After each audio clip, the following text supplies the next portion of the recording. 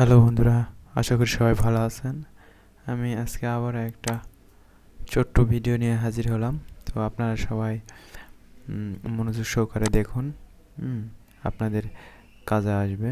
তো আমি আজকে দেখাবো কিওয়ার্ড সম্পর্কে, আপনারা কিভাবে কিওয়ার্ড, ভালো কিওয়ার্ড বা সঠিক কিওয়ার্ড কিভাবে নেবেন। তো আমি সেটাই দেখাবো।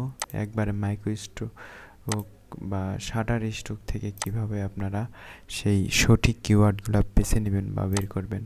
তো এই যে দেখেন সাবমিট শাটার স্ট্রোক, হ্যাঁ, এই যে ওইটারই একটা অংশ।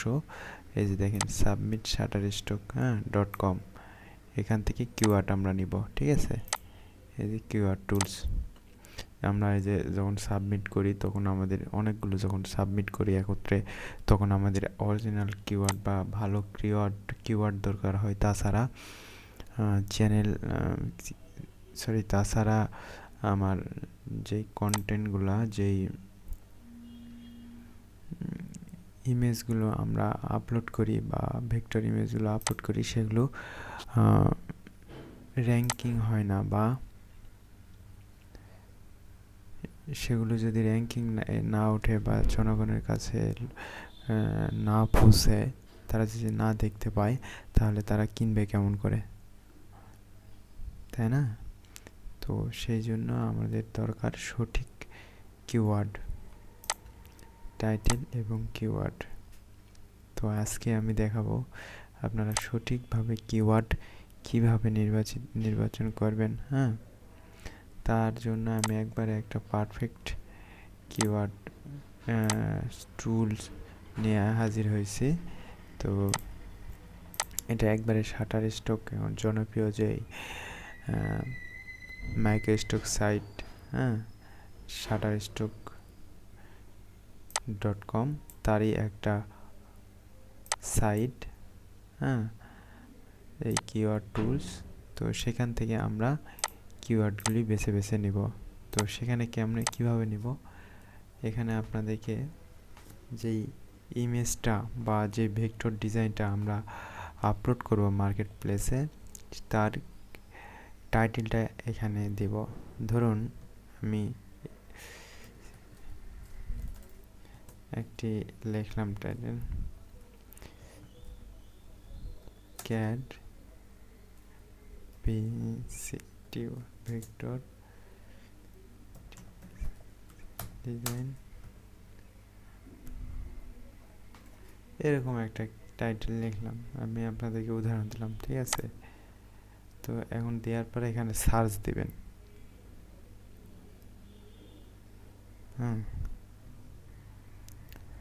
তো সরি, আমার নেটের লাইনটা চলে গেছিলো, তার কারণে এই সমস্যাটা হচ্ছিল।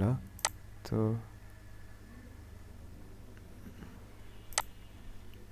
তো এরকম আপনারা টাইটেলটা নিয়ে আসে এখানে দিবেন, দেওয়ার পর এখানে সার্চ দিবেন। এখানে আপনাদের চিত্র সহ আপনারা যেরকম ডিজাইন আপলোড করবেন সেরকম চিত্র সহ এখানে ইমেজ দেখতে পাবেন। দেখছেন কত সুন্দর। আপনারা এখানে এসে আপনাদের আরও একটু কাজ আছে। এখানে এসে আপনারা যেরকম ইমেজ আপলোড করছেন সেরকম ইমেজগুলোতে আপনারা ক্লিক দিবেন, 3টা ক্লিক দেবেন, সর্বনিম্ন 3টি ইমেজে ক্লিক দিবেন। সেখান থেকে আপনাদের যেই কাঙ্ক্ষিত কিওয়ার্ড বা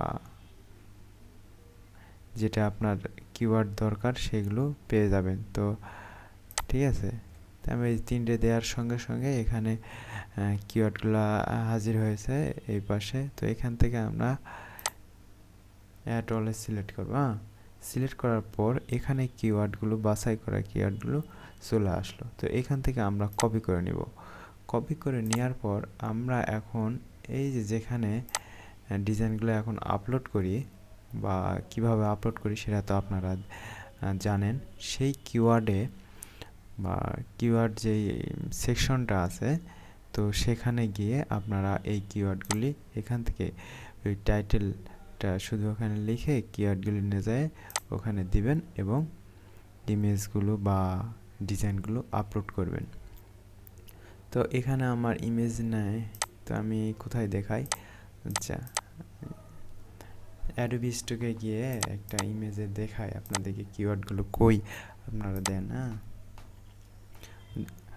একটু ধৈর্য সহকারে দেখবেন, আমার নেট এর স্পিড খুবই স্লো। তো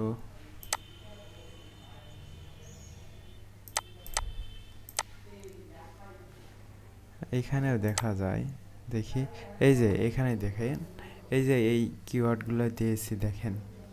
হ্যাঁ, আপনার 50টা দেওয়া যায়, সেখান থেকে আমি 30টা দিয়েছি, আরও দেওয়া যাবে সর্বোচ্চ 50টা। ওইখান থেকে আরও কীভাবে নেবেন আমি দেখিয়ে দিচ্ছি।